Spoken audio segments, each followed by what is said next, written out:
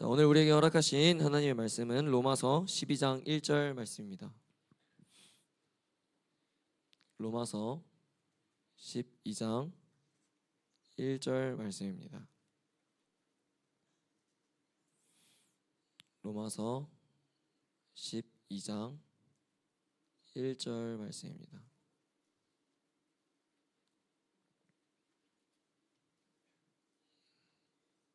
자, 다 찾은 줄 알고 우리 한 절입니다. 큰 목소리로 함께 합독하여 읽겠습니다. 하나님의 말씀입니다.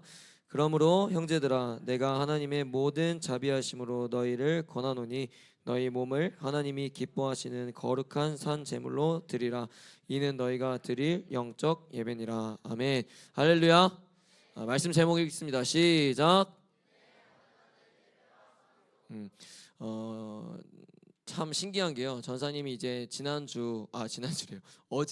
어제 좀 포커스는 개인의 우리 하나님의 사랑에 좀 포커스를 두고 우리가 기도를 좀 많이 하지 않았습니까?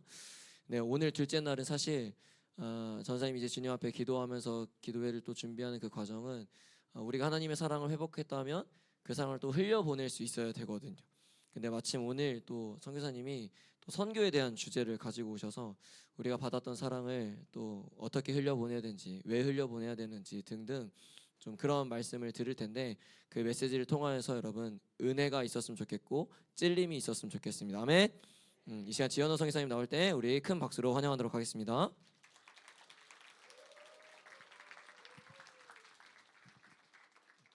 할렐루야. 와, 정말 뜨겁네요. 여기 뜨거워 참 좋습니다.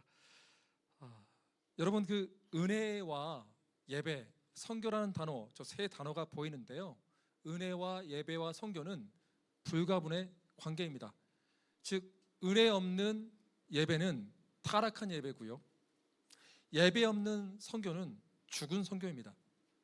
결국 은혜에 반응하는 예배가 있어야 되고, 예배에 성공하는 선교가 있어야 하나님이 원하시는 은혜와 예배와 선교의 관계인 줄 믿습니다.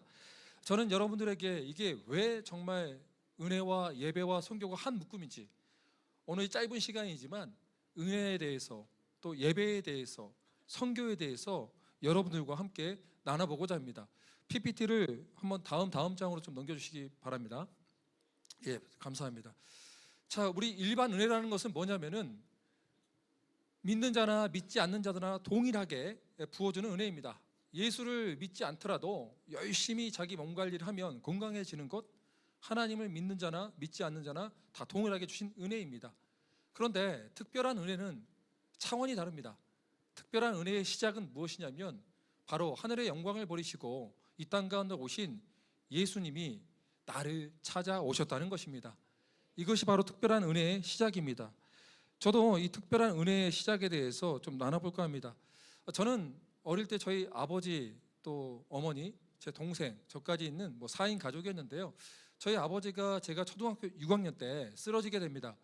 멋진 경찰관이셨는데 아무래도 인생의 무게가 무거웠던지 동시에 우리 아버지에게 있어서는 아버지와 어머니 같았던 큰아버지와 큰 고모님이 한 해에 돌아가시게 됩니다. 그 고통 가운데 고통을 못 이겨서 술을 마시게 됩니다. 술을 마시면서 그 고통 가운데 저희 아버지가 신앙이 있었다면 하나님 앞에 엎드려 기도했을 것인데 너무나 감당하지 못한 고통이 오니까 술을 마시기 시작된 거예요. 우리가 어떤 인생 가운데서라도 고통은 피할 수가 없어요.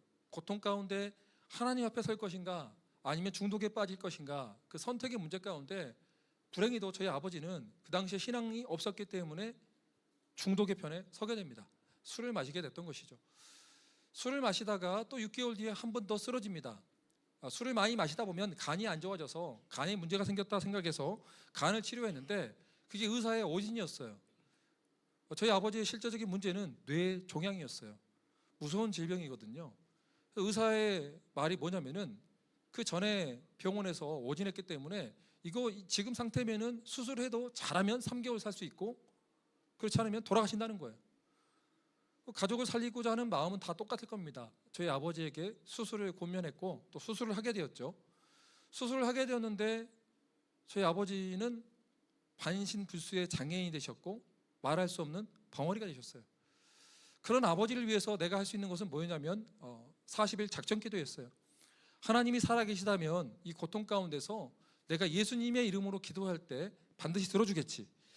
38일째 되던 날 배가 아파서 떼굴떼굴 굴렀는데요, 저희 어머님이 새벽 기도 갈 때 이러신 거예요. 너무 배가 아프니까 병원에 데리고 갈 줄 알았는데 병원에 안 데려가고 교회 가자는 거예요. 이런 정신 나간 엄마가 어디 있어요. 자식이 아프다는데. 저희 어머니는 기도를 많이 하신 분이기 때문에 이게 제 배가 진짜 아픈 문제인지 영적인 문제인지를 파악하고 계셨던 거예요. 영적인 문제로 보고 저를 그 당시에 키가 150밖에 안 되는데 중2 되는 건장한 나를 들쳐매고 30분 동안 걸어서 교회 갔습니다. 교회에서 예배를 드렸는데 몸이 거짓말같이 나온 거예요. 여러분이 저라면 어땠을까요? 너무 기쁘고 행복하지 않겠습니까? 그래서 3일 동안 더 기도하면 우리 아버지 회복될 수 있겠다라는 그 간절함으로 더 기도했습니다. 그런데 제 기도의 응답은 제 생각과 달리 아버지의 죽음이었습니다. 간절히 기도했는데 그 기도 응답이 아버지의 죽음이었고, 또 저는 아버지의 죽음을 볼 수 없었습니다. 왜냐하면 동생이 맹장 수술했거든요. 그날. 그 다음날 동생과 함께 아버지의 죽음의 모습을 보러 왔는데 의사 선생님이 제 동생 보고 울면 안 된다는 거예요. 느낌이 좀 안 좋았죠. 수술한 뒤에 울면은 또 실파입이 터지면 안 되니까, 위험한 상태니까 울지 마라 했는데 어떤 누가 아버지의 죽음 보고 울지 않는 자녀가 어디 있겠습니까? 울었죠. 울다가 또 실파입이 터져서 또 병원에 갑니다. 그 잔인한 모습을 보면서 하나님은 살아계지 않는다라는 생각을 갖게 되었습니다. 그리고 방황하던 중 또 어느 날 저희 어머니가 어떤 신문 기사를 본 거예요. 기독교 신문을 봤는데 예수를 믿는 사람이, 예수 믿지 않는 사람이 신장 이식, 우리 몸에는 신장이 2개가 있는데 신장 이식을 받지 않는다면 죽을 수밖에 없다는 안타까운 소식을 듣고 복음을 전하기 위해서 자기하고 전혀 관계없는 그 사람을 위해서 신장을 하나 떼서 줍니다.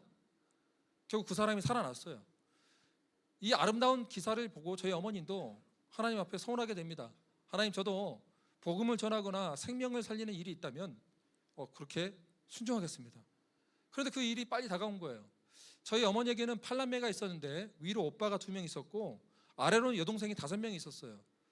그래서 저희 큰애 삼촌이 소위 말하는 서울대 법대 나오고 엘리트 출신이었는데 신장이 망가져서 투석까지 받다가 이제는 투석도 효과가 없는 이식을 받지 않으면 죽을 수밖에 없다는 시한부 선고를 받게 됩니다. 저희 어머님이 이렇게 기도한 거예요. 이제 기회를 하나님께 내게 주셨구나. 우리 오빠를 살리기 위해서, 또 복음을 전하기 위해서 내 신장을 떼어줘야겠구나. 이렇게 고백을 하는 거예요. 저희 어머니는 참 멋졌죠. 십자가 복음을 알았기 때문에 영원한 생명을 위해서, 큰오빠를 살리기 위해서 기꺼이 신장을 내어주겠다고 했어요. 저는 제 입장은 다르죠. 왜냐하면 저희 어머니는 과부고 저희 어머니가 전부인데 어머니가 잘못되면 어떻게 됩니까? 저는 또 제 문제를 해결할 수 없으니까 저희 아버지가 고난 가운데서 술을 마셨던 것처럼 저도 제 문제를 해결할 수 없으니까 술을 마시고 피까지 토했습니다. 그러면 저희 우리 어머니께서 수술하러 가지 않을 줄 알았어요. 그런데 저희 어머니는 펑펑 울면서 저를 둘째 큰 애삼촌에게 맡기면서 이렇게 말을 해요. 사랑하는 아들아, 너도 언젠가는 십자가 복음을 알게 될 날이 올 거야. 그리고 수술을 마치고 돌아오셨는데 그 모습이 제겐 충격이었어요. 왜냐하면 40대인 어머니가 허리를 펴지 못하고 지팡이를 짚고 있는 모습으로 제게 왔거든요. 할머니가 됐더라고요. 그런 모습으로 무려 2년 동안 지내야만 했습니다. 아버지의 죽음도 너무 제게는 큰 슬픔이고 아픔이었지만 신장 이식 수술을 하고 난 뒤에 지팡이를 짚고 다니는 어머니의 모습을 2년 동안 봤을 때 제 마음은 어땠을까요? 하나님이 살아계신다면 정말 이게 맞는 말일까? 이게 신앙일까? 너무나 의심이 많았어요. 모든 걸 다 포기하고 싶더라고요. 그래서 공부를 열심히 해서 대학에 들어가고 자격증도 따게 되고 돈을 벌게 되었을 때 그 당시 고3이었던 제 동생이 제가 용돈이나 10만 원 주니까 형 어떻게 이렇게 돈을 많이 벌어요? 물어보니까 야, 군고구마 장사해서 네가 일당 벌어봐야 얼마나 버냐? 대학 가서 자격증을 따고 공대에 가서 뭐 토목기사나 뭐 건축기사 따면 돈이 된다. 이걸 따서 공부를 열심히 해라. 그리고 공대에 가서 나중에 잘 되면 네가 뭐 석사 박사까지 해서 더 많은 것들을 준비하고 사업을 한다면 큰 돈을 벌 수 있다. 이 말을 듣고 동생이 머리를 삭발을 합니다.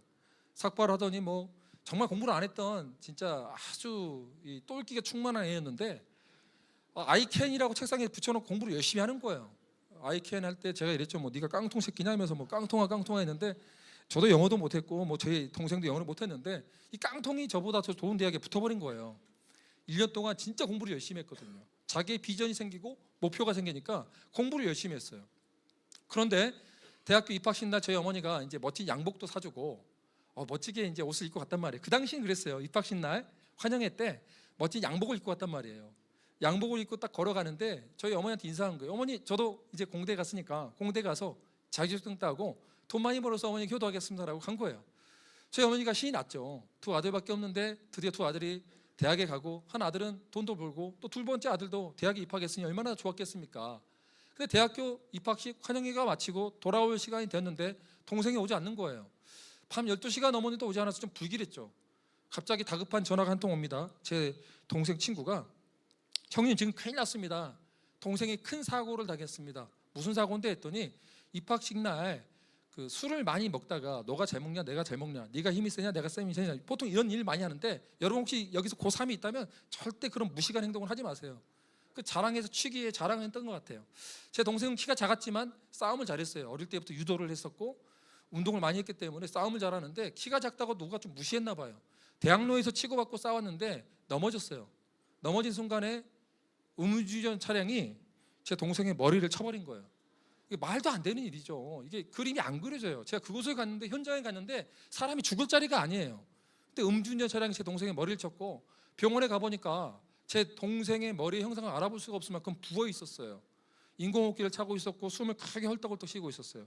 내 동생이 아닐 거야 라고 했는데 부인할 수 없었던 것은 피 묻은 넥타이와 양복을 보니까 아침에 입었던 그 옷이었어요. 그리고 그 병상에 보니까 침상에 보니까 지현웅이라는 이름 세 글자를 보고 바로 제가 무릎을 꿇고 주저앉아 버렸어요. 의사 선생님에게 갔는데 의사 선생님이 뭐라 하냐면은 제 동생은 의학적으로 살 수 있는 확률이 없답니다. 딱 1시간. 최선의 방법은 장기 기증하는 거래요. 제가 이렇게 말했죠. 의사 선생님에게 제 꿈은 제 동생을 결혼시키고 내가 이 가정의 가장인데 제 동생을 결혼시켜야 되고 잘 대해주는 게 내 몫인데 동생이 없어지면 내 인생의 소망이 없어집니다. 우리 집 돈 없는 거 아니니까 살려만 주십시오라고 무릎을 꿇고 빌었어요. 왜냐하면 그분이 모든 것을 갖고 있는 힘이 있는 사람이었으니까요. 무릎을 꿇고 빌었는데 의사 선생님이 그런 거예요. 정말 미안하지만 장기 기증이 최선의 방법입니다. 이렇게 보십시오 선생님 손과 발이 따뜻한데 왜 죽습니까? 라고 이렇게 외쳤는데 진짜 1시간이 지나니까 맥박도 끊어지고 모든 기계 호흡 장치가 연명장치가 끝나면서 뚜 소리가 나더라고요. 그때 간호사가 이러더라고요. 지금부터 지현웅 군은 법적으로 사망했습니다. 그 소리를 듣는 순간 저는 제 인생의 사형 선고가 내려진 기분 같았어요. 모든 게 끝나버린 것 같았어요. 제가 제 마음을 표현하자면 이랬던 것 같아요. 짐승같이 울었어요. 짐승같이. 제 큰 슬픔을 표현할 수 있는 것은 짐승같이 우는 것밖에 없었어요. 엉엉 울고 있는데 이제 큰 문제는 뭐냐면 어머니에게 이제 뭐라고 말씀을 드려야 되나. 이제 어머니가 오셨는데 제 어머니가 동생의 모습을 보더니 기절하셨어요. 그게 어미의 마음이에요.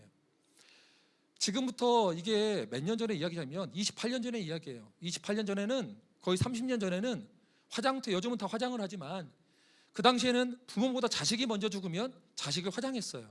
화장터에 갔더니 널브러져 있는 눈물만 뚝뚝 흘리고 있는 사람들은 다 어머니였고요. 짐승같이 우는 사람들은 다 친인척이거나 아니면 형제 자매들이었어요. 여러분 그거 아세요? 너무나 큰 고통이 임하면 소리칠 힘도 없어요. 그게 바로 지옥의 현장이었어요. 저는 그거를 보면서 내 인생은 왜 이렇게 꼬였을까? 너무 눈물을 많이 흘렸는데 또 괴로운 것은 뭐냐? 제 동생이 자살로 결정이 됩니다. 왜 자살이냐면 운전자 가해자가 지역 유지였는데 그 지역 유지들하고 경찰관하고 가짜 증인을 세워서 힘없는 과부의 집을 몰아붙여서 제 동생이 자살했다 이렇게 결론을 내버렸어요. 억울하죠. 죽을 것 같죠. 그런데 여러분 그거 아십니까? 하나님은 비천한 자를 기억하시는 하나님이십니다. 제 인생에 비천할 때 저희 어머니는 부르짖으며 기도했습니다. 하나님은 그 기도에 응답하셨고 말도 안 되는 일이 일어납니다. 제 동생의 과실이 30, 70, 운전자 과실이 30이었는데 수많은 사람들이 탄원서를 쓰고 그럴 일이 없다고 하는데 검사가 뒤집어 버립니다. 재수사, 이건 문제가 있다라고 재수사를 요청하니까 경찰관들이 우리 집에 찾아옵니다. 한 번만 용서해 주십시오. 저희가 잘못했습니다 하고 빌어오는 거예요. 그렇다면 여러분 그 경찰관 용서할 수 있겠어요? 아니, 용서가 안 되더라고요. 죽여버리고 싶더라고요. 근데 저희 어머니는 예수님의 이름으로 용서해 줬어요. 내 남편도 경찰이었는데 당신도 경찰 아닙니까? 하지만 앞으로 저는 용서해 주지만 앞으로 이와 같은 일 하지 마십시오라고 용서해 주는 거예요. 나는 용서가 안 되는데 가해자들 다 용서해 줘 버린 거예요. 그리고 음주운전 차량 용서가 돼요? 안 되잖아요. 그런데도 형사 합의금도 자기 자동차 판 값도 안 되는데 그것만 주는 것을 다 받아주고 다 용서해 줬어요. 예수님의 이름으로 용서해 줬어요. 난 돌아버릴 것 같더라고요. 그래서 어릴 때 고향이었던 섬진강에 동생의 화장재를 뿌리면서 야, 너 기다려라. 내가 너 죽인 놈들 다 죽이고 나도 너 따라갈 거야 라는 그런 마음의 결심을 가지고 큰 칼을 하나 삽니다. 준비를 했죠. 그런데요, 또 막상 그 동생을 죽인 사람들 명단과 이름을 제가 갖고 있었는데 갈 수가 없는 거예요. 왜 갈 수 없냐면 동생이 저한테 환청이 들린 것 같아요. 미쳤죠 그 당시에. 왜냐하면은 형, 우리 엄마한테 잘해야 돼, 엄마한테 잘해야 돼 라는 생각을 들어보니까 내가 만약 동생을 죽인 사람들을 죽이고 나도 극단적인 선택을 하고 동생을 만나러 간다면 동생이 나를 뭐라 할까? 형, 왜 엄마 돌보지 않았어? 마치 그런 것 같더라고요. 그러니까 제 문제를 또 풀지 못하니까 저는 어떻게 했죠? 또 술을 마시는 거예요. 중독의 모체는 가정이에요. 버는 대로 배우는 거예요. 저는 또 문제를 해결할 수 없으니까 술독에 빠진 거예요. 하루에 소주 7병, 8병 마시는 중독자가 된 거예요. 거의 6개월 내내 마시는데 제가 토해 있는 토사물에 세상을 저주하면서 몸을 구르다 보니까 온통 몸에 신냄새가 나고 아무도 건들지 않는 거예요. 세상에서 가장 무서운 사람이 소망이 없는 사람이에요. 소망이 없는 사람이 가장 무서운 거예요. 희망도 없고 소망도 없는 그런 사람을 누가 해보겠습니까? 동네 깡패들도 저를 피해 다녔어요. 무섭거든요. 이룰 게 없거든요. 나는 소망이 없거든요. 다 피해 다녔어요. 그렇게 개망나니 같이 살았던 저는 세상에서 가장 싫은 사람이 누구냐면 공동체에 피해를 주는 사람을 가장 싫어합니다. 그래서 저희 아버지처럼 저도 멋진 경찰관이 되고 싶었고 심지어 검사가 되고 싶었던 이유가 거기였어요. 공동체에 피해를 주는 사람들을 감옥에 집어넣어서 사회의 정의를 이루고 어려운 사람을 도와야지라고 생각했는데 어느 순간 저는 제 문제에 묶여서 제가 이 세상에서 가장 못난 사람이 되어버렸고 저도 제 자신을 용서하지 못하는 그런 술 주정뱅이가 되었던 거예요. 이런 상태에서 세상도 버리고 가정도 저를 포기하고 모든 사람이 포기한 그때 우리 주님은 저를 포기하지 않으셨습니다. 우리 예수님은 그런 저도 제가 이해가 안 되는데 이해가 안 되는 저를 와서 찾아와 주시고 안아주셨어요. 어떻게 안아주셨을까요? 환상 가운데 오셨을까요? 꿈을 꿨을까요? 아니요. 일반적으로 예수님이 우리를 찾아오시는 방법은 사람을 통해서 찾아옵니다. 어떤 사람이냐면 예수님의 심장이 있는 사람, 예수님의 마음이 있는 그 사람을 통해서 우리에게 대신 나타나 주신 거예요. 제게 있어서 예수 그리스도의 심장이 있던 사람은 모 교회의 목사님이셨어요. 한 부목사님이셨는데 새벽마다 기도를 오래 했던 그 목사님이 기도하던 도중 제게 1:1 양육을 하겠다는 감동을 받은 거예요. 왜냐하면 저희 어머님이 제가 중독을 못 벗어날 것 같으니까 군대 안 가도 되는데 군대를 보내버린 거예요. 죽어버리겠다 했죠. 근데 저희 어머님이 군대 가기 전에 1:1 양육 좀 받으면 좋겠다 이렇게 저한테 고민했는데 어머님, 교회 가면 쌀이 나옵니까? 밥이 나옵니까? 그렇게 열심히 살았어도 아버지 돌아가셨고 어머니 몸 그렇게 됐고 동생까지 죽었는데 신앙이란 게 뭡니까? 누가 나를 가르칩니까? 그토록 내가 교회에서 열심히 수련회도 참석하고 열심히 기도했는데 하나님의 응답이 이러는데 내가 어떻게 예수를 믿습니까? 양심에 비춰봐도 못 믿습니다라고 외쳤는데 어머니 또 펑펑 우시는 거예요. 그럼 어머니 보니까 화가 나는 거예요. 또 동생의 음성이 들린 것 같아요. 그래서 어머니 소원이나 좀 들어주자라고 1:1 양육 받아야겠다 했는데 여러분 같으면 저 같은 사람 양육하고 싶을까요? 눈은 뒤집어져 있지 몸에 냄새 나지. 저도 제 입장에서는 그런 사람들 만나고 싶지 않은 거예요. 그런데 성령의 감동받은 예수 그리스도의 심장이 있었던 그 목사님은 저를 찾아와 주신 거예요. 어땠을까요? 그분이 전화 왔을 때 나 같은 내가 스스로도 이해가 안 되는 나를 위해서 1:1 양육을 해준다라고 기뻐해야 정상 아니겠습니까? 그런데 그것은 착각한 거예요. 여러분이 전도할 대상자들은 다 가시예요. 가시. 관계 문제, 재정 문제, 건강 문제, 교육과 진로 문제가 있어서 정상이 아니에요. 어릴 때부터 중독에 빠져 있고 제대로 된 사랑을 받아보지 못했기 때문에 몸이 까시기 때문에 그 사람을 가까이 가면 여러분 찔리고 아파요.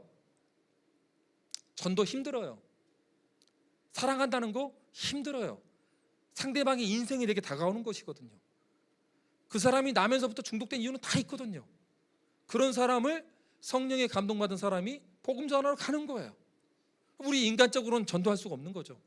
성령에 감동받은 기도하는 그분이 제게 오셔서 저를 첫 마디가 뭔지 아세요? 제가 뭐라고 했냐면 너 이 새끼 한마디만 말해봐라. 너 죽고 나 죽자. 목사님한테 그랬다니까요. 저도 목사한테 그런 놈 만날까 봐 진짜 무서워요. 근데 그런 인간들을 주님이 다 인생의 총량의 법칙이 있어서 머리털 다 빠지도록 만나고 있습니다. 요즘에 새벽 2시, 3시 막 전화 막 심장이 떨려요. 목사님 나 자살해버린다면 막 너 자살하면 안 된다 막 전화하고 그런 애들을 얼마나 많이 구출하고 있는지 몰라요. 돌아버릴 것 같아요. 주님은 다 먼저 은혜를 베풀어 주시죠. 네. 저도 그런 귀한 목사님이 이렇게 제가 꼴통같이 앉아있는데 어떻게 해주셨냐면 울어주시더라고요. 눈물 흘린데 저는 제 입장에서는 왜 울지? 내가 울어야 되는데 짜증이 나는 거예요. 그래서 그분이 다가오는데 더 화가 나는 거예요. 왜 말을 안 하지? 말을 하면 말꼬리 잡고 싸우기라도 하지. 저를 꼭 안아주는 거예요. 안아주니까 더 화가 나는 거예요. 막 밀치는데 이분이 뭐라냐면 주님 우리 현우 형제의 아픔을 누가 위로할 수 있겠습니까? 위로해 주십시오라고 하는 거예요. 그러면 제가 감사해야 할 것 같죠. 감사가 안 나와요. 네가 뭔데 뭐 주님 뭐 그래 위로 없어 사랑 없어 밀쳐 제끼고 있는데 이런 농계가 따로 없습니다. 가락지를 꽉 끼었는지 뭐 이게 밀어도 넘어지도 않아요. 이분이 이제 뭐라 하냐면 그 다음 말이 되게 충격이었어요. 하나님 내가 죽어서라도 이 형제가 살 수 있다면 그렇게라도 해주십시오라고 기도하는 거예요. 저는 정말 충격받았어요. 이게 인간이 할 기도인가? 나 같은 사람을 위해서 뭔데 죽어준다고 하지? 당신의 목숨이 잃더라도 내가 살 수 있다면 그러하기 원하는 기도를 드렸는데 마음에 울림이 왔고 사람이 우리가 기도하다 보면 이 사람이 형식적인 말만 하는지 진짜 사랑이 있는지 알 수 있잖아요. 근데 그 당시 제가 느꼈던 것은 진짜 사랑이었어요. 얼마나 그 사랑이 충격으로 다가오던지 제 손이 벌벌 떨면서 엉엉 울기 시작한 거예요. 엉엉 울면서 그분을 제가 살며시 껴안고 펑펑 울어버렸어요. 제가 동생을 잃고 나서 6개월 만에 처음 맛본 큰 사랑이었거든요. 정말 엉엉 울면서 목 놓아 울었어요. 하나님 어떻게 이 사람이 나를 위해서 죽어준다 할 수 있습니까? 그게 예수 그리스도의 심장이 있는 사람이에요. 사회에서도 버림받고 국가에서도 버림받은 그 사람을 위해서 예수님이 감동을 주시면 내 목숨을 마다 않고 가서 안아줄 수 있는 사람, 함께 해줄 수 있는 사람. 제가 그때 한 가지 깨달은 것은 주님의 사랑은 분노와 살인 충동을 죽인다는 것을 깨닫게 되었습니다. 물론 나는 그때 예수 그리스도를 바로 영접하지는 않았습니다. 그게 제게 있어서 특별한 은혜의 그러나 시작이었습니다.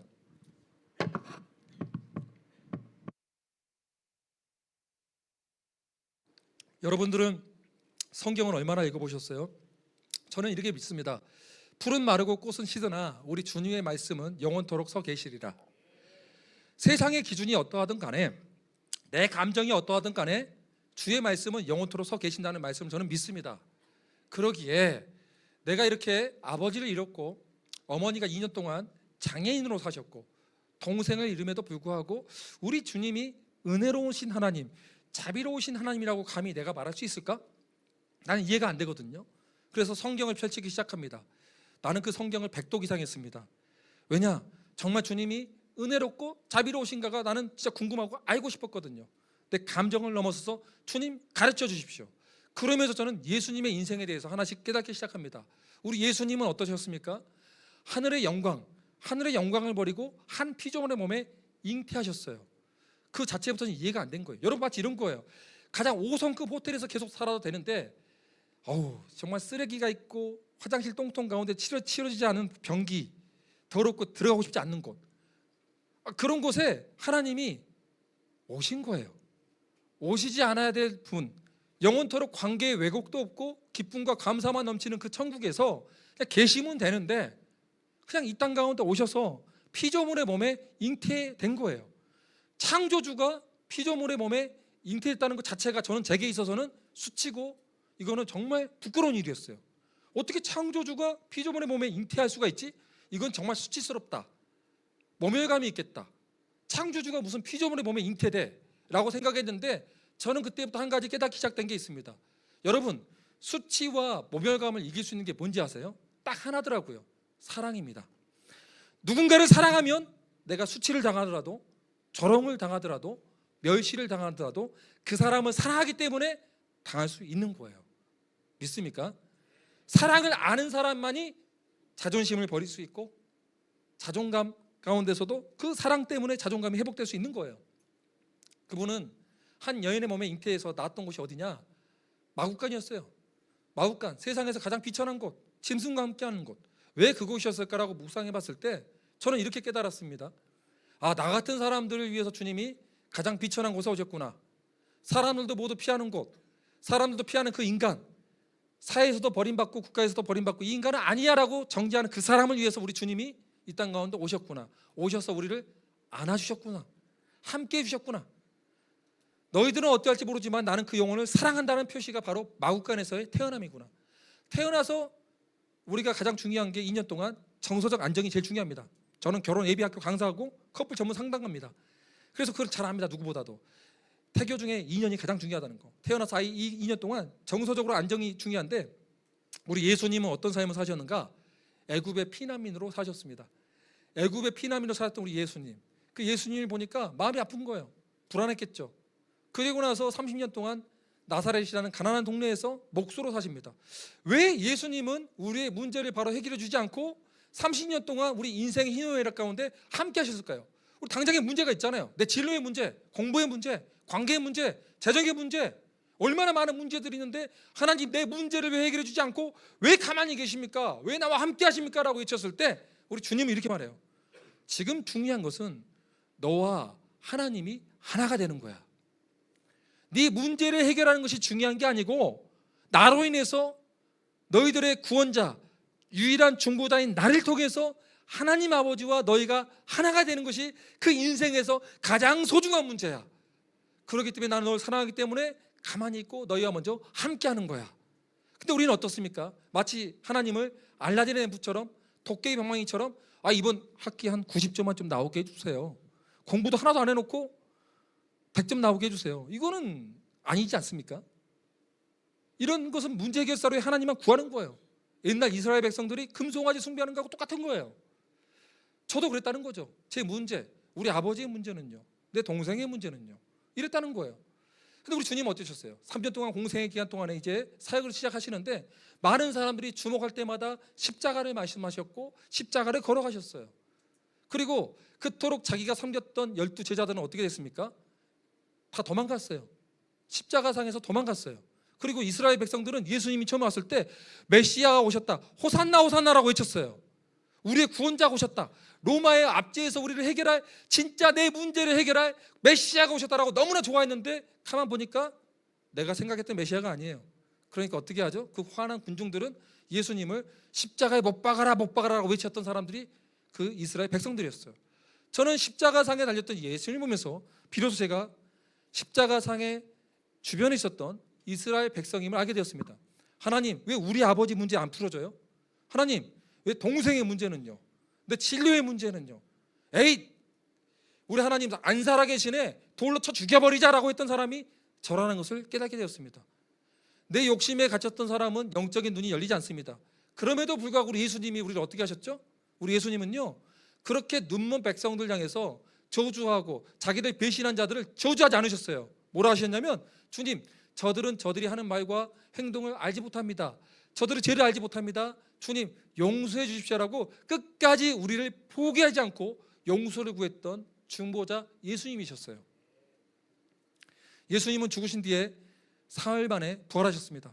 부활하신 뒤에 바로 승천하지 않으시고 40일 동안 500명의 제자들에게 부활의 모습을 보여주셨습니다. 왜 보여주셨을까요?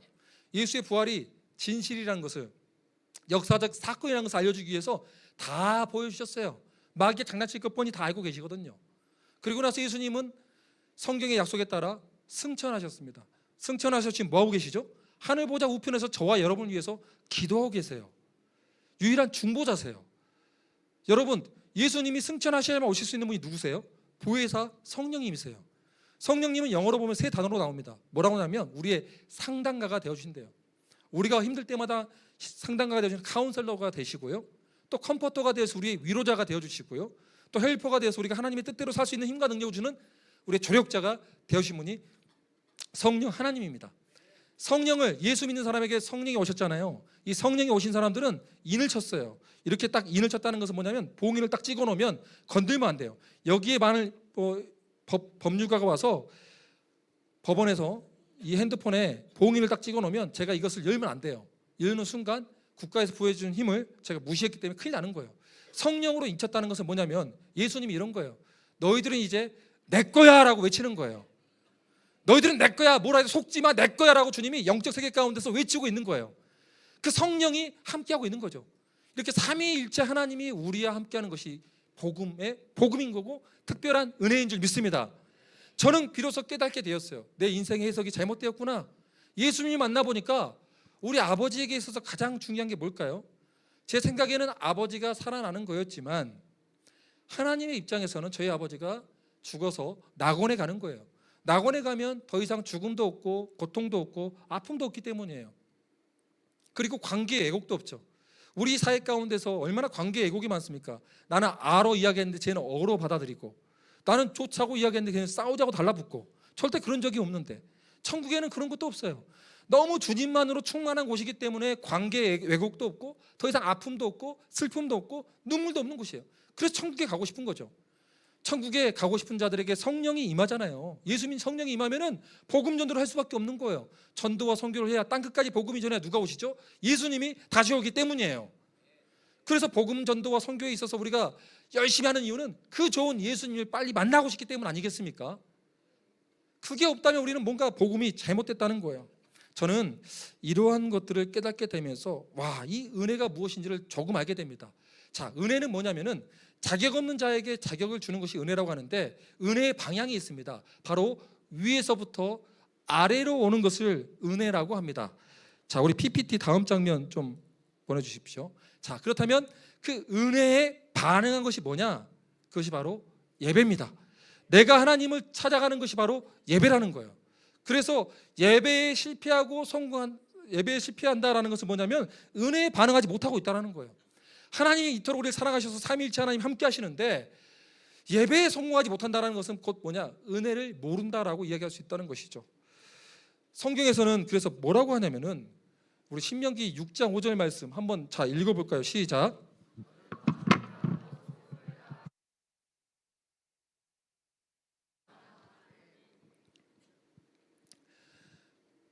우리 마음을 다해서 목숨을 다해 주님을 사랑한 것이 당연한 거예요. 우리가 은혜를 모르면 이 말씀이 부담스러운데 은혜를 아는 사람은 이게 당연한 거예요. 우리 주님을 내가 얼마나 사랑하는데, 주님이 나를 사랑하는 나도 주님을 사랑하지라고 하지 않겠습니까? 우리가 오늘 읽었던 로마서 12장 1절의 말씀도 우리가 이해할 맥락이 있습니다. 로마서 1장부터 8장까지는 은혜의 이 복음에 대해서 강력하게 사도 바울이 선포하고 있는 거예요. 9장부터 11장까지는 하나님의 서민이었던 이스라엘의 구원에 대해서 말하고 있다면 12장 1절은 복음에 합당한 삶에 대해서, 은혜에 대한 반응에 대한 이야기에 대해서 시작하고 있다는 거예요. 그래서 우리가 여러분 이 소와 사자의 이야기가 있는데요, 소와 사자가 서로 사랑했다고 합시다. 소가 사자를 사랑해서 자기가 좋아하는 염을, 풀을 줬어요. 사자의 입장에서는 풀을 받으니까 기분이 굉장히 쎄해요. 나는 고기를 먹어야 되는데 풀을 줘? 얘가 나를 무시하나? 막 짜증이 나는 거예요.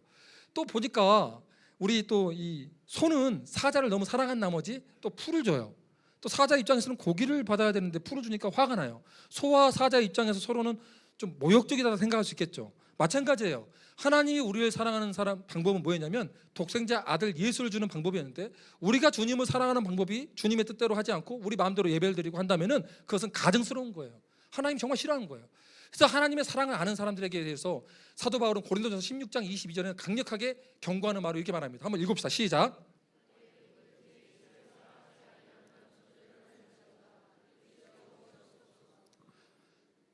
주님을 사랑하지 않으면 저주를 받으래요. 이렇게 복음에 대해서 말했고 주님의 은혜와 사랑에 대해서 말했는데, 너희들이 하나님 사랑하지 않는다고? 마음이 냉랭하다고? 너희들이 교만하기 때문이야. 주님의 사랑을 모르기 때문이라고 지금 사도 바울이 외치는 거예요. 차라리 너희 저주나 받아버려.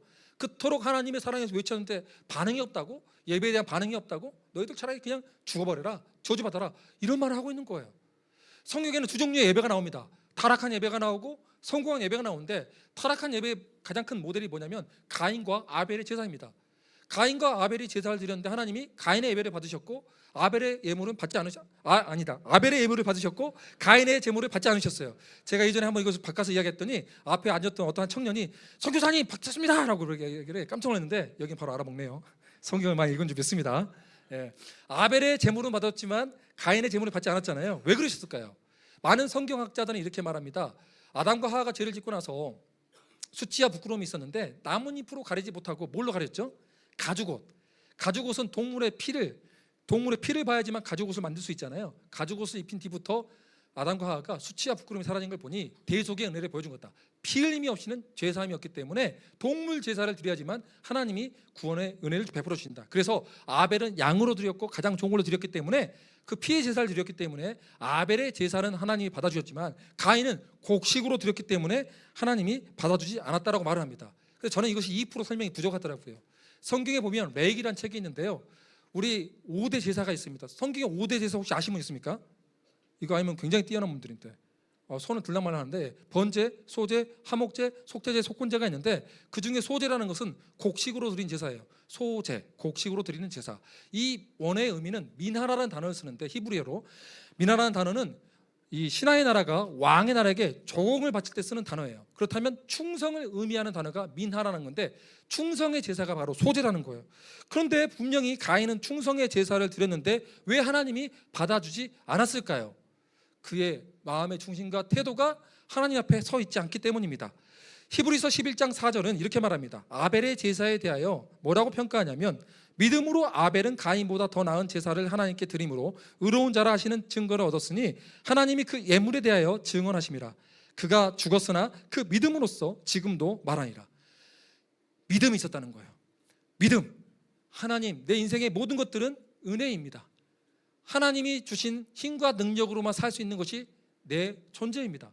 그런 믿음이 있었기 때문에 하나님이 기쁘게 받았어요. 그러나 가인은 그런 믿음이 없었어요. 왜 믿음이 없었나? 내가 열심히 땀 흘려서 노동을 하고 벌었는데 하나님 왜 내 예물을 안 받아? 기분 나빠 죽겠네? 이런 태도인 거예요. 내가 열심히 일했고 내 중심으로 했기 때문에 이 예배를 드렸다라고 하는데, 온통 자기 의와 자기 중심과 자기 교만함이 있는 예배를 드렸는데 주님이 아주 싫어하셨던 것이죠. 그렇다면 예배에 실패했을 때 어떻게 했을까요? 예배에 실패하면 정상적인 마음이라면 회개를 하고 돌이켜야죠. 주님, 나의 예배는 무엇이 잘못됐습니까라고 해야 되는데 가인은 화를 내고 오히려 죄가 자기를 지배하는 상태까지 되게 되는 거예요. 가인의 모습, 예배에 실패할수록 우리는 죄가 나를 침범합니다. 예배에 성공할수록 우리 마음 가운데 자유함이 있고 하나님께 대한 기쁨이 있고 감사가 있는 거예요. 근데 오늘날로 치면 이 가인의 예배를 드린 사람이 너무나 많아요. 예수 없는 종교, 십자가 없는 종교 행위, 회개 없는 예배, 죄에 대한 각성 없이 하나님 앞에 나오는 일, 죄를 두려워하지 않는 시대들, 죄를 무서워하지 않는 시대들, 죄를 증오하지 않는 시대의 사람들, 쉽게 중독에 빠지고 우울에 빠지고 상처, 절망, 무기력에 빠진 사람들 얼마나 많은지 몰라요. 이런 사람들이 주님께 돌아와야 된 줄로 믿습니다. A.W. 토저 목사님은 강력하게 말을 합니다.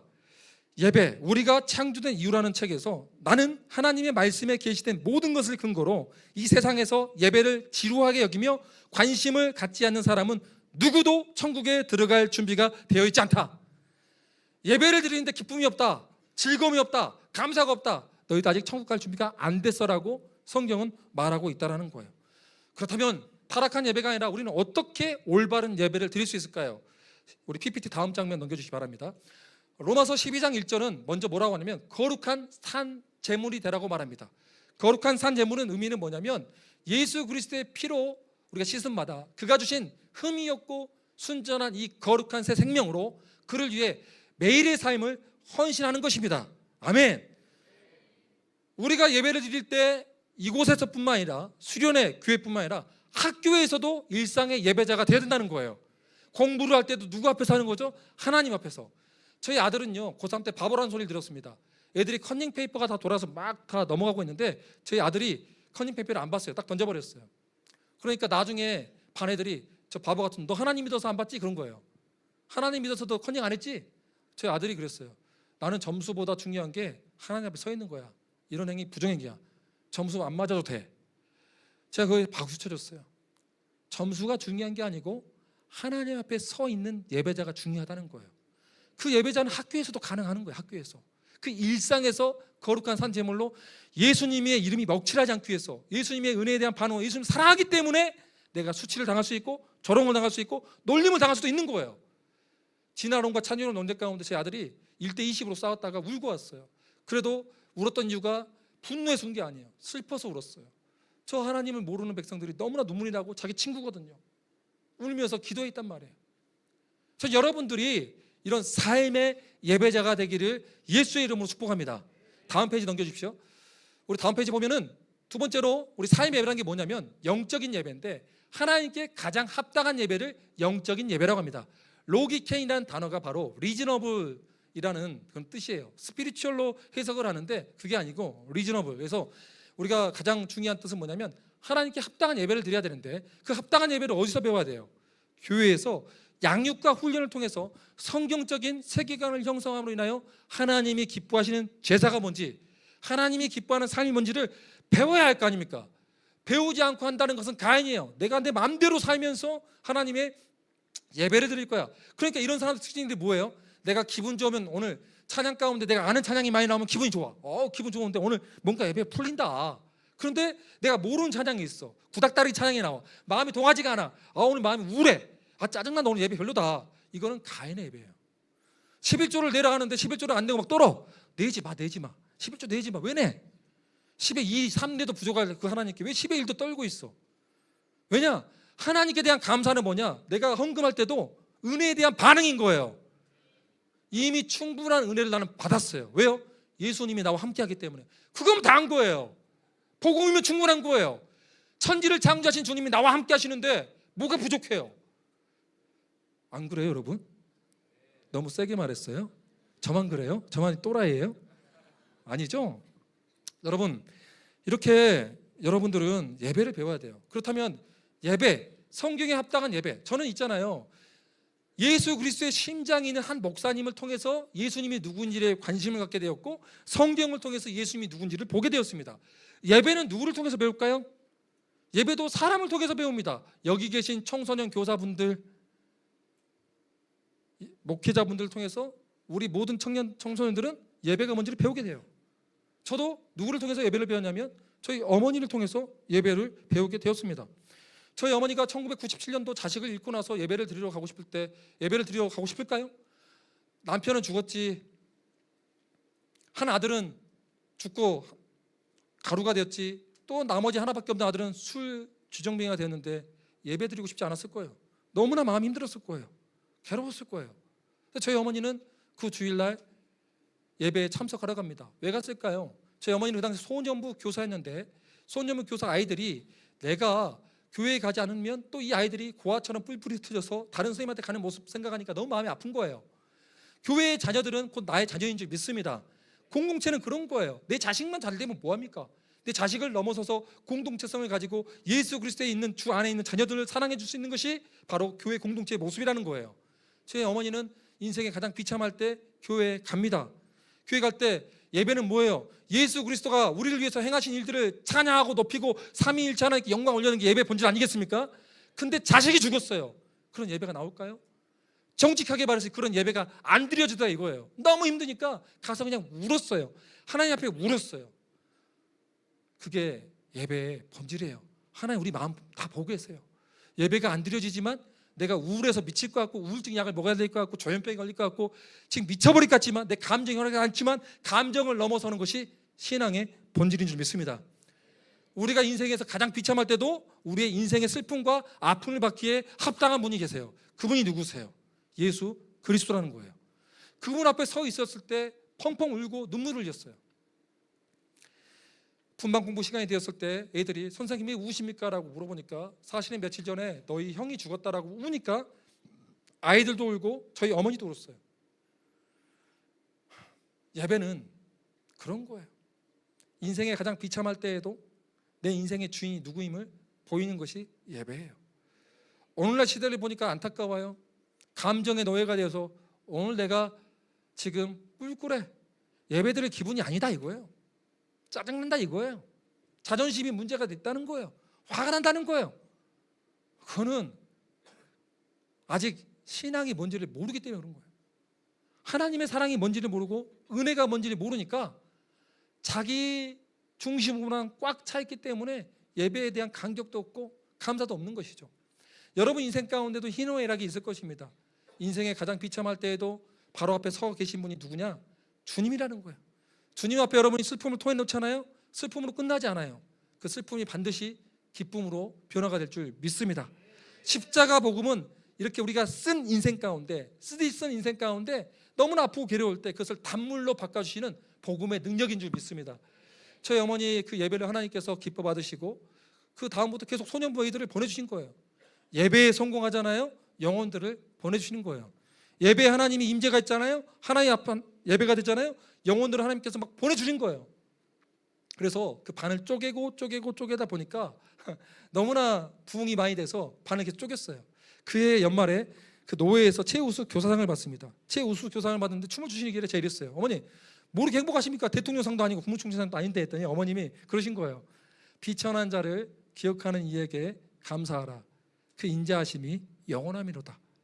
하늘의 하나님이 나를 이 비천한 자를 기억해 주시고 함께 하신 것만큼 기쁜 일이 어딨냐라고 막 춤을 추시는 거예요. 제가 그 모습을 보면서 배웠던 게 바로 예배예요. 예배는 그와 같은 것입니다. 그럼 저도 인생 가운데 힘듦이 있겠을까요? 없을까요? 있겠죠. 저희 어머니는 그런 비참한 저를 위해서 무려 7년 동안 하루도 빠지지 않고 내 영혼의 구원을 위해서 기도했습니다. 저도 7년 만에 인격적인 주님을 만나게 되었고 회심하게 되고 선교사로 헌신하게 됩니다. 선교사로 헌신하고 돌아왔는데 제게도 큰 어려움이 생기게 됩니다. 2년 전에 몸이 아파서 몸무게가 13kg가 빠지고 네 군데 병원에서 11명의 의사를 만나는데 몸이 낫지도 않고 이제 죽을 준비를 하게 되었습니다. 암 환자 요양센터에서도 3개월을 살고 거기 갈 때마다 아침 저녁 기상송이 이거예요. 살아있어 행복해. 네가 있어 행복해. 숨 쉴 수가 있어서 정말 행복해요. 만져볼 수 있고서 사랑할 수 있어서 막 경쾌하게 나오는데 내 마음은 경쾌하지가 않아요.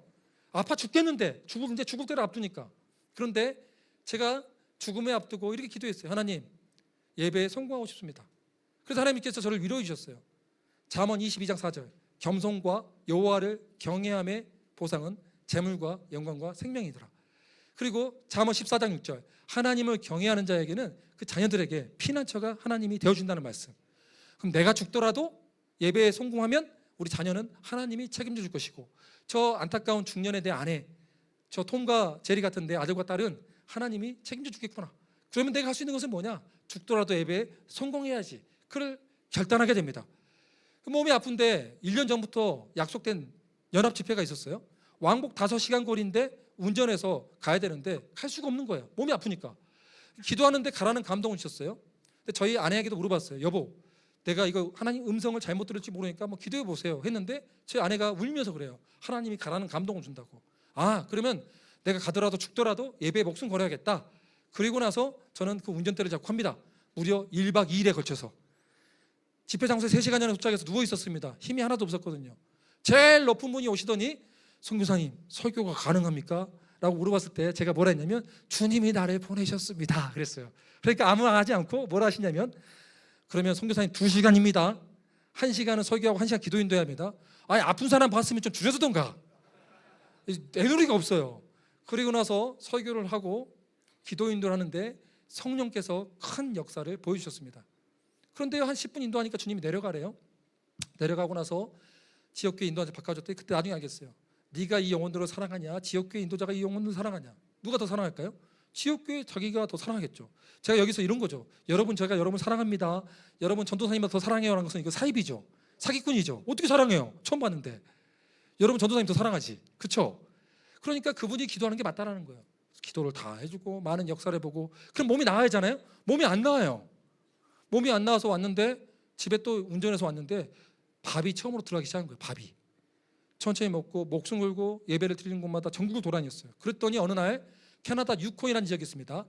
알래스카 옆에 있다고 생각하면 돼요. 겨울에 영하 40도 사람의 인구 숫자가 3만 명, 2만 5천 명, 주도가 우리로 치면 경상북도 대구시와 같은 곳이 바로 화이트호수라는 지역인데 그 화이트호수 인구가 2만 5천이면 곰이 4만 마리 있습니다. 그래서 그 지역은 곰한테 쑥하고 마늘을 먹여야 전도가 빠르다, 선교가 빠르다, 사람 한번 만나려면 8시간 가야 된다 이런 지역인데 거기에 선교사님 전화가 왔어요. 무슨 일입니까 했더니 선교사님 우리 부흥 집회가 필요하는데 오십시오. 미쳤습니까? 여기서 대구에서 인천까지 3시간 반, 4시간 또 인천에서 밴쿠버까지 비행기로 10시간 비행기 타고 또 밴쿠버에서 화이트호수 알래스카까지 2시간 반을 타고 가야 되는데 아유 안 됩니다 했더니 이분이 제일 무서운 말이 있어요. 기도해 보세요 그런 거예요. 아 끊어버렸어요. 몸 아파 죽겠는데 기도했는데 주님이 가라는 감동 오신 거예요. 또 가겠습니다. 제 몸은 이러지만 가겠습니다. 그리고 또 전화가 왔는데요. 비행기 표를 일단 돈이 없으니까 국내에서만 하나 딱 끊어놓고 기다리고 있는데 또 이 선교사님이 이런 거예요. 가족 다 와야죠 그런 거예요. 돈도 안 줘놓고 가족 다 오래요. 또 돈 다 끌어모으고 기도했는데 하나님이 다 채우시더라고요. 그리고 나서 밴쿠버를 가게 되었고 밴쿠버와 미국과 시애틀과 알래스카도 보고 화이트호수도 가고 수많은 교회에서 집회하면서 하나님이 재정도 다 채워주시고 제 몸이 1년 동안 몸이 안 나왔는데 몸무게 13kg가 다 찌더라고요.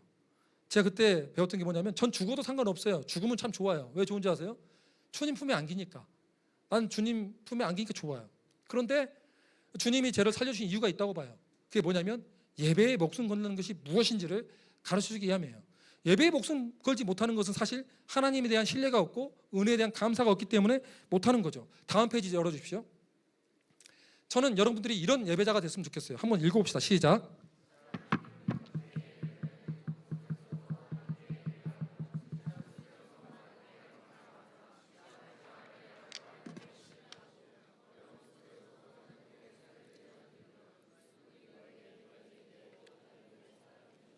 아멘. 저는 여러분들이 이런 예배자가 됐으면 좋겠어요. 여러분 감정을 집어넘어서 어떤 상황과 환경 가운데서도 하나님을 예배하는 사람, 여러분이 있는 곳에서 하나님을 영화롭게 할 수 있는 사람. 그거 아세요? 인생의 가장 큰 고통이 임했을 때 그때가 하나님을 가장 크게 영화롭게 할 수 있는 찬스인 거예요. 하나님은 여러분들이 서울대 갔냐, 많은 빌딩을 세웠다, 돈을 벌었다가 중요치 않은 분이 아니에요. 그건 주님이 다 할 수 있어요. 주님이 원하신 것은 여러분의 인생 가운데 가장 큰 고통이 임했을 때에도 주님을 신뢰하고 주님을 믿음으로 노래하는 거예요. 그때 주님이 가장 큰 영광을 받는 거예요. 착각하지 마세요. 내가 무엇이 되어서 하나님이 영화롭게 해야지 하는 여러분 생각이고, 주님은 오늘 주어진 하루 가운데 주님 내가 여기 있고 내 형편과 상황이 어떠하든 간에 내 계획과 다를지라도 나는 주님을 신뢰합니다. 이 고백을 가장 주님께서 듣고 싶어 한다는 거죠. 시간이 없으니까 10분 안에 선교 파트를 좀 마칠게요. 다음 넘겨주십시오. 그럼 선교는 뭐냐? 예배자가 없는 곳에 예배자를 세우는 것이 바로 선교라는 것입니다. 다음 페이지 넘겨주십시오. 그렇다면 존 파이퍼 목사님은 열방을 향해 가라는 책에서 이렇게 말을 합니다. 선교는 교회의 궁극적인 목표가 아니다. 예배가 그 목표다. 선교의 목표는 열방이 하나님께 위대하심을 보고 기뻐하게 하는 것이다. 선교는 예배로 시작해서 예배로 끝난다. 선교를 갔는데 예배가 없다? 죽은 선교예요. 결국 우리는 선교지에 가서 예배자를 세우는 것이 최종 골이 되어야 된다는 거예요. 믿습니까? 그래서 은혜와 예배와 선교는 하나인데 은혜에 반응하는 것이 바로 예배다. 예배에 송구하는 것이 선교다. 다음 넘겨주십시오. 그래서 선교는 크게 두 가지가 있습니다. 수평적인 선교가 있고 추직적인 선교가 있는데, 여러분 뭐 청소년이니까 빨리빨리 넘어갈게요. 우리 위도로 10도 40도 창에는 믿지 않는 영혼들이 가장 많은 곳이 그쪽인데 막 문화가 다른 곳에 가서 선교하는 거. 414 윈도우는 뭐냐면 4살부터 14살 아이 다음 세대에게 집중적으로 다른 세대가 되어온 다음 세대에게 선교하는 것입니다. 왜 4살부터 14살까지인가? 2008년도에 미국 프라미스 교회에서는 어떤 걸 발견하게 되냐면 미국인의 크리스찬 중에 85%가 4살부터 14살 사이에 예수를 믿게 된 거예요. 그래서 그 전략적으로 효율적으로 우리가 전도하기 위해서는 저 타켓을 잡고 해야 된다. 4살부터 14살 아이들에게 복음을 전하기 위해서 제가 중요한 게 뭘 느꼈냐면 결혼 예배 학교다. 제가 커플 전문 상담가거든요. 이래봬도 여러분도 커플 전문 상담같이 보이지 않겠지만 커플 전문 상담으로서 많은 영혼들을 살리는 일을 하고 있어요. 여러분 뭐 지금 중고등학교 때 데이트 절대 하지 마세요. 청소년 때 여러분들 연애하지 마세요. 다 악한 거예요. 왜 그런지 아세요? 여러분들 아직 미성숙해. 여러분이 성숙하게 익었을 때 더 아름다운 모습으로 남과 여가 만났을 때 가장 고귀하고 아름다운 성과 사랑 안에서 누릴 수 있는데, 그것을 지금 미성숙해서 서로 다 까먹고 있고 찌르고 아파하는 그런 모습들. 지금은 사랑해봐야 뭐냐? 아픔만 줘. 미성숙하기 때문이지. 성숙할 때까지 기다릴 수 있는 것도 신앙이다. 믿습니까? 아멘 소리가 좀 마음에 안 들어요. 결혼학교를 해야 되나 갑자기. 예, 다음 페이지 넘겨주세요. 삶의 영성, 삶의 예배자 선교가 필요합니다. 다음 넘겨주세요. 저 빨리빨리 넘어갈게요. 이제 제가 이 은혜에 반응하는 예배자, 예배에 성공하는 선교사님들의 스토리를 크게 두 가정을 통해서 이야기하고자 합니다. 특히 제가 좋아하시는 분들이 17세기 중반에 모라비안 선교사입니다. 이 모라비안 선교사님들은 어떤 일이 있었나? 레오나르 도보라는 토기장이와 데이비 리치만하는 두 선교사님이 있는데 20대 중반이었어요. 이분들은 그 당시에 서인도 제도에 10만 명의 노예가 있는 곳에 복음을 전하고 싶었는데 갈 수가 없었어요. 왜냐하면 서인도 제도에 있는 그 모든 대농장주들은 크리스찬이 오는 것을 방해했거든요. 갈 수 있는 유일한 길은 노예가 되는 것이에요. 두 형제가 뭐라고 결단한지 압니까? 우리가 스스로 노예가 돼버리자. 그 당시에 노예는 3년짜리 노예 제도가 있었고 종신 노예 제도가 있었는데 두 분은 뒤돌아보지 않게 해서 종신 노예가 되기로 선언해버립니다. 자기들의 몸을 판 값으로 이제는 배를 탑니다. 배를 탄데 수많은 형제 자매들이 와서 꼭 이렇게까지 해야 되냐라고 물어봤을 때 이 두 형제님이 뭐라 하냐면 손을 하늘 향해 높이 들면서 이렇게 말합니다. 죽임을 당하신 어린 양이 고난의 보상을 받으시기에 합당하시도다. 죽임당하신 어린 양께서 그의 고통에 합당한 사례를 받으시기를. 우리 존재의 유일한 이유는 죽임당하신 어린 양이 그의 고통받으심에 대한 영광을 받는 것입니다. 이 선교사님들 알았어요. 하나님이 아들 예수님이 모든 것을 버리고 이 땅 가운데 오셨다는 것을 알았기 때문에 그 복음을 알았던 그 두 선교사님은 스스로 예수님처럼 노예가 될 수 있었던 거예요. 처음에 선교를 하는데 노예들이 말을 안 들어요. 너도 노예고 나도 노예인데 뭘 나한테 복음을 전하냐? 그런데 이 선교사님들은 두 배로 열심히 일했어요. 하루 종일 고된 농사일을 짓고 힘듦에도 불구하고 오후에는 더 많이 노예들을 사랑으로 섬기고 어려운 것들 다 도와줬어요. 노예들이 한 명 한 명 마음을 열기 시작합니다. 선교한 지 17년 만에 2,000명의 신자를 갖게 됩니다. 그리고 그들이 노예로 팔려간 지 150년 만에 그곳에서는 41개 지부와 78명의 선교사가 오게 되고 37,000명의 신자를 갖게 되었습니다. 심지어는 흑인 목사 양성을 위한 신학교도 세우게 되었습니다. 이러한 사람들은 은혜가 뭔지를 알았던 사람들이고 예배에 성공한 선교사였기 때문에 이런 놀라운 역사가 일어나게 된 줄로 믿습니다. 다음 장면 열어주십시오. 그것뿐만 아닙니다. 많은 150년 전에 수많은 선교사님들이 대한민국에 왔습니다. 수많은 뛰어난 사람들, 의사가 되고 또 언어학자가 된 사람들이 자기 사회에서 엘리트로 살 수 있음에도 불구하고 정말 가난한 나라로 올 수 있었던 건 뭘까요? 예수 그리스도의 복음이 무엇인지 알았기 때문입니다. 하늘의 영광을 버리고 이 땅 가운데 가장 낮은 곳에 예수님의 눈물이 있고 예수님의 마음이 있는 곳에 직접 내려왔던 그분들이 그런 마음으로 이 가난한 조선 땅에 오셨다는 것이죠. 다음 장면 넘겨주십시오. 그래서 이들은 이렇게 그 엘리트들이 이 땅 가운데 와서 똥손 같은, 어떻게 보면 쓰레기 같은 비천한 이곳 가운데 조선 땅에 와서 복음으로 가르치고 결혼학교도 저렇게 하고요. 다음 넘겨주십시오. 그리고 저렇게 말씀으로 양육하면서 예배자를 세우기 위해서 말씀으로 양육을 했다는 거예요. 다음 보여주십시오. 그리고 나서 이렇게 병원도 세우고 저렇게 니어카 119 작동도 하고 저렇게 다녔죠. 저렇게 다음 넘겨주십시오. 저는 이 선교사님 수많은 선교사들의 이야기겠지만 이분들의 이야기를 하고 제가 말씀을 좀 마칠까 합니다. 정리를 하려고 그래요. 제임스 홀, 로제타 홀, 셔돌이라는 선교사님이 있는데 제임스 홀 선교사님은 캐나다 출신의 의사고 로제타 홀 선교사님은 미국 출신의 여자 선교사입니다. 제임스 홀이 인턴으로 있을 때 미국에서 로제타 홀 여사를 보니까 신앙도 너무나 예쁘고 얼굴도 너무 예쁜 거예요. 그래서 너무나 마음이 반한 나머지 의료 수업을 하지 않고 이 사랑 싸움을 하다가 결국 고백을 합니다. 로제타 여사님, 나랑 같이 우리 결혼해 주세요라고 고백을 하는데, 여러분 의사예요. 의사, 엘리트예요. 자매들 어떨 것 같아요?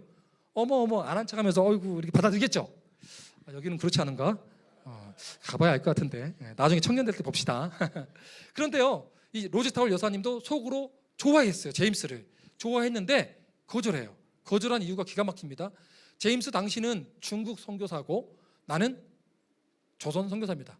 독신 선교사로 서야겠지만 3년 뒤에 독신으로 풀려날 수 있지만 우리는 큰 비전에 있어서 다릅니다. 당신은 중국, 나는 어디? 조선. 그래서 조선 땅에 떠나버립니다. 남아있는 제임스가 어떻게 됐을까요? 사랑을 해봤어야 알지. 돌아버리겠죠. 앞에서 짠하고 사라져버렸어요. 나의 사랑하는 여인이. 그래서 그때부터 뭐라고 하냐면 자기 선교에 가서 보고를 합니다. 저는 조선 땅으로 선교지를 바꾸겠습니다. 그러니까 왜 너 같은 엘리트가 중국어도 배웠지 의사가 됐는데 왜 조선이냐 했더니 하나님이 그런 감동을 주십니다. 하나님이 그런 감동을 주세요. 나 조선을 가야 된다니까요. 조선 땅밖에 보이지 않습니다라고. 조선은 지금 위험해서 가면 안 된다고. 위험하다고. 위험도 괜찮습니다. 복음 들고 그 땅 가겠습니다. 사실은 마음속에 로제타를 좋아하는데. 그래서 결국은 끈질긴 설득 아래 그것을 받게 됩니다. 어떻게 했을까요? 조선 땅에 갔겠죠. 가자마자 뭘 했을까요? 로제타를 찾아갔죠. 그래서 두 부부가 결혼하게 됩니다. 우리나라 최초의 서양식 커플 1호 제임스 홀 로제타 홀 여사입니다. 그리고 나서 그 아들 쇼도를 낳게 되는 거죠. 1894년도에 우리나라엔 청일 전쟁이 일어납니다. 평양 땅 가운데 핍박이 심했습니다. 제임스 홀이 왜 아무도 안 가는 모습에서 그 땅에도 복음을 전하자 해서 가게 돼서 결국 전염병에 걸려서 아들을 낳고 나서 얼마 안 된 뒤에 죽게 됩니다. 그래서 영화진에 묻게 되죠. 로제타 홀 여사는 그때 안타깝게도 둘째를 임신 중이었습니다. 너무나 안타까운 이 여사는 친정이 있는 미국에 가서 둘째를 태어나게 하고 둘째와 함께 아들 쇼돌과 함께 아버지를 파송했던 캐나다 교회를 가니까 눈물로 기도하고 있는 캐나다 교회를 보면서 우리가 다시 조선에 가자라고 하면서 두 자녀를 데리고 조선 땅에 오게 됩니다. 조선 땅에 와서 뭘 한지 아십니까? 하나님, 내가 이 땅 가운데서 의료 계획을인데 사용해 주십시오. 그런데요, 이 로제타 홀 여사가 또 안타깝게도 이번엔 딸이 한 달 만에 풍토병으로 죽습니다. 한 달 만에 죽자마자 이분이 뭐라고 기도한지 아십니까? 남편 있는 묘에 딸을 묻어놓고 주님, 나의 아들 쇼도홀과 나는 오래 살아서 이 조선 땅에 복음을 전하는데 사용하여 주시옵소서.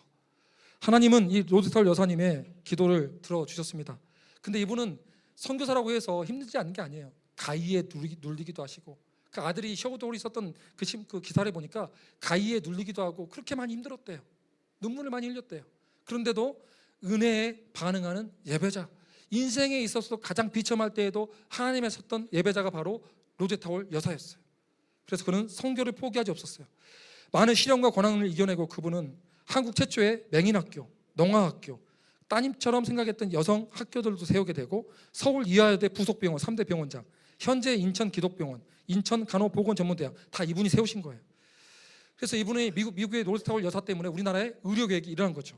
쇼우돌은 누구냐? 그 자녀도 17살 때 자기 엄마의 제자가 죽는 모습을 보고 우리 아버지도 의사, 어머니도 의사, 나도 의사가 되어서 조선 땅을 깨우는데 써야겠구나, 결핵을 퇴치하는 데다가 써야겠구나 해서 17살 때 제가 있었던 캐나다에 오게 됩니다. 캐나다에서 제일 공부 잘하는 데가 UT라는 곳인데 토론토 대학에 입학해서 의대에 들어갑니다. 의대에 들어가서 갓을 쓰고 한복을 입고 펀드레이징을 하면 돈이 없으니까 제가 조선 땅에 가야 되는 이유 막 하면서 그 젊은 청년이 17살밖에 안 된 청년이 외치면서 펀드레이징하고 공부를 하고 졸업을 해서 의사가 돼서 결혼을 해서 한국 땅에 옵니다. 여러분 혹시 크리스마스 씨라는 거 들어본 적 있습니까? 그 씨를 이 사람이 만들었어요. 쇼우돌 때문에 우리나라의 결핵이 없어졌던 거예요. 근데 이분이 일제시아 시대에 쫓겨나게 돼서 90세가 되었을 때 캐나다 리치몬드에 조선회상을 쓰게 됩니다. 그토록 그리운 조선회상 쓰게 되는데요, 우리나라에 보면 결핵협회에 어떤 사진이 있는데 결핵협회에서 이 사진 누굴까라고 몰랐는데 나중에 조선회상이라는 책을 보고 캐나다 유학생이 그 책을 번역하고 우리나라에 오게 되면서 우리나라에서 또 그걸 보게 되면서 이 사람이네, 쇼우돌이네, 모셔오자라고 해서 모셔옵니다. 그 다음 페이지 좀 보여주십시오. 모셔오기 전에 우리 쇼우돌 로제타 홀 선교사님의 기도를 한번 보면 이렇습니다. 로제타 홀 여사님은 제일 마지막에 충격적인 기도 제목이 하나 있는데 제가 그것만 좀 읽으면 좋겠습니다. 남편을 잃었을 때 뭐라고 기도하냐면 살아있을 때나 죽을 때나 당신을 사랑합니다. 내가 숨 쉴 수 있도록 허락하실 때까지 당신을 찬양합니다. 내 이마에 차가운 죽음의 이슬이 맺힐 때 말하겠습니다. 나의 주님, 지금 이 순간 당신을 가장 사랑합니다. 저도 마찬가지입니다. 로제타 홀 여사만큼 우리 이 땅을 제가 사랑하는지는 모르겠지만 저도 제 인생의 마지막 날이 온다면 죽음 앞에 이렇게 말할 겁니다. 주님, 내 인생에서 가장 주님을 사랑하는 날이 언제냐면 바로 이 순간입니다라고 저는 고백할 거예요. 내 인생의 마지막에 가장 주님을 사랑하는 날일 것입니다. 이 여자 선교사님이 고백. 그 다음 페이지 넘겨주십시오. 그리고 나서 쇼우돌이 초청받아서 왔는데 저 96세에 제일 먼저 가고 싶은 데가 어디였을까요? 양화진. 자기 어머니가 묻혀있고 여동생이 묻혀있고 아버지가 묻혀있는 곳. 저 96세에 와서 뭐라 하냐면 저 묘비에는 우리가 살아도 주를 위하여 살고 죽어도 주를 위하여 죽나니 그러므로 사나 죽으나 우리가 주의 것이로다. 은혜에 반응하는 예배자, 예배에 성공하는 사명자, 은혜와 예배가 선교가 무엇인지 보였던 쇼돌 일가는 도대체 왜 그 모든 것을 버리고 이 땅 가운데 와서 모든 것을 다 나눠줬을까요? 은혜의 복음을 알았기 때문입니다. 다음 페이지 넘겨주십시오. 여러분들에게 고민한 책이 있습니다. 책이 뭐냐면 복음에 미치다. 이 책은 꼭 한 번씩 읽어보십시오. 우리 조선 땅을 사랑했던 복음에 미친 사람들의 이야기가 있는데 꼭 읽어보시고요. 그 돈이 있으시고 천천히 독서 능력이 되신 분은 저 닥터 홀의 조선 회상에서 이렇게 벽돌책인데 저 책을 보면 정말 눈물입니다. 눈물. 저 책을 한번 보시면 좋겠습니다. 다음 넘겨주십시오.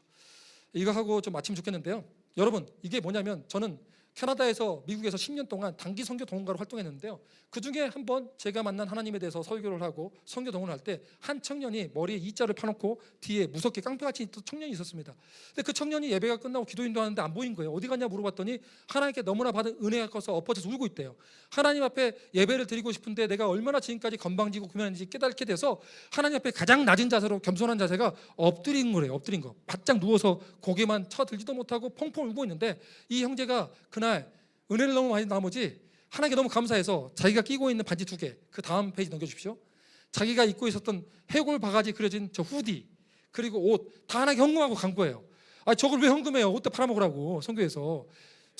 그래서 제가 어떻게 할까요라고 집에 왔죠. 집에 와서 하나님 지금 어떻게 할까 했더니 다시 돌려주래 또 주님이. 여러분 웃을지 모르지만 밴쿠버에서 저 타코마까지 왕복 자동차로 9시간 또 운전해서 갔어요. 순종해야 되니까. 그래서 제가 하나님께 주님 받은 말씀을 가지고 형제님 이제는 형제님이 주님께 부르시랍니다. 그러면 하나님이 형제님에게 직접 말씀을 주신답니다. 큰 은혜를 받았던 형제님이 우리 주님 이런 분이에요. 여러분 돈 받고 싶은 분이 아니에요. 여러분의 그 마음을 받고 싶은 분이에요. 그게 너무 하나님이 은혜 주셔서 이 형제가 취업을 해서 취업한 다음에 한 달 월급을 다 하나님께 드리면서 북한 선교 헌금에서 써주시라고 하는 거예요. 다음 넘겨주십시오. 예배에 그래서 우리는 결론은 목숨을 걸어야 됩니다. 믿습니까? 왜 우리는 은혜를 받은 사람이잖아요. 두 번째, 그 예배를 알기 위해서 교육과 훈련에 뛰어들어야 됩니다. 세 번째, 그런 교육과 훈련에 뛰어든 사람은 단기 선교여행에 가서 예배자가 어떻게 세워져 가는지를 좀 배워야 되는 거예요. 비즈니스만 하고 선물하는 게 전부가 아니에요. 가서 예배자를 세우는 것인데 여러분이 복된 예배자의 모습을 보여야 될 줄로 믿습니다.